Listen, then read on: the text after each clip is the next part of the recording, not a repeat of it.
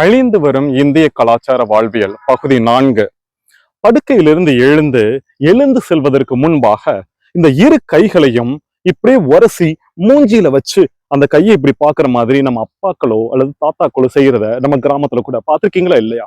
இதை ஏன் இப்படி பண்றாங்க? சும்மாவா, மடத்தனமா? நம்ம மூதாதையர்கள் ஏன் இதை சொல்லி வச்சாங்க அப்படின்னு கொஞ்சம் விஞ்ஞான பூர்வமா பார்த்தோம்னா, நம்முடைய உடம்புலயே ரொம்ப சக்தி வாய்ந்த இடம் கபாலம் உண்டு. அதற்கு அடுத்தபடியாக, ஏன் அதற்கு சமமாக கூட சக்தி வாய்ந்த இடம் என்று சொன்னீர்கள் என்றால், இந்த கை இருக்கு தெரியுமா, 2 உள்ளங்கை. இதை ஏற்கனவே பல வீடியோக்களில் சொல்லி இருக்கிறேன். இந்த கைகளை சுத்தி இருக்கிற ஒரு காந்தம், இந்த காந்தம் நம்ம சின்ன வயசுல ஸ்கூல்ல இந்த 2 கையையும் இப்படி சேர்த்து வச்சுக்கிட்டு இப்படி நம்ம விளையாடி இருப்போம். ஏதோ ஒரு காந்த உணர்வை நம்ம உணர்ந்திருப்போம் தெரியுமா? அந்த காந்தம் இந்த கைகளிலே இருக்கிறது.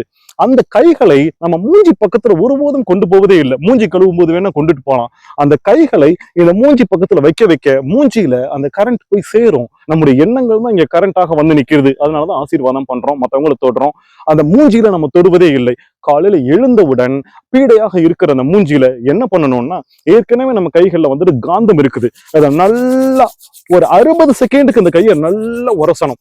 உரசிட்டு முதல்ல இந்த 2 கண்களையும் சேர்த்து அந்த நெத்தியோடு சேர்த்து இப்படி கிராஸாக வைத்து ஒரு 60 செகண்ட் வச்சிருக்கணும். அதுக்கப்புறம் மறுபடியும் உரசி இந்த பக்கம் வைக்கணும். அடுத்து ஒவ்வொரு முறையும் உரசி உங்க மண்டையில் இருக்கிற எல்லா பகுதிகளும், மண்டை மேல பின்பகுதி, கழுத்து, பின்புறம், பிடரி எல்லா பகுதிகளும் வைத்து விட்டு அதற்கு பிறகு நீங்கள் எழுந்து செல்லுங்கள்.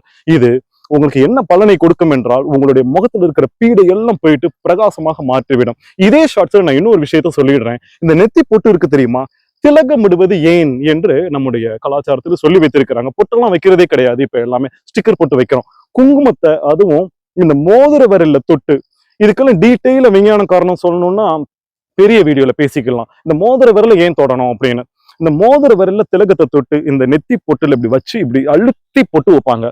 ஆண்கள் என்ன பண்ணணும்னா, நான் பொதுவா சொல்லிடுறேன், சும்மா உங்களுக்கு நேரம் கிடைக்கும் போதெல்லாம் இந்த விரலை வச்சு டக் டக் டக் டக்குன்னு இப்படி தட்டிக்கிட்டே இருங்க. பஸ்ல போறப்போ, பார்க்ல இருக்கிறப்போ, ஏன் சினிமா பார்த்துட்டு இருக்கிறப்ப கூட சும்மா சும்மா அப்படி தட்டிட்டே இருங்க. அது என்ன பண்ணும் அப்படின்னு சொன்னா, உங்களுடைய ஆண்மையத்தை மேலெழுந்து கொண்டு வரும். உங்களுடைய அந்த ஆன்மா ஒளியை உங்களுக்கு காண்பதற்கு செய்யும். அது மட்டுமல்ல, ஆற்றல் உங்க தலையில நிறைய வரும். தயவு செய்து செய்யுங்கள். இது அனைத்து மூட நம்பிக்கை என்று போட்டு விடாதீர்கள். பிளீஸ். நன்றி.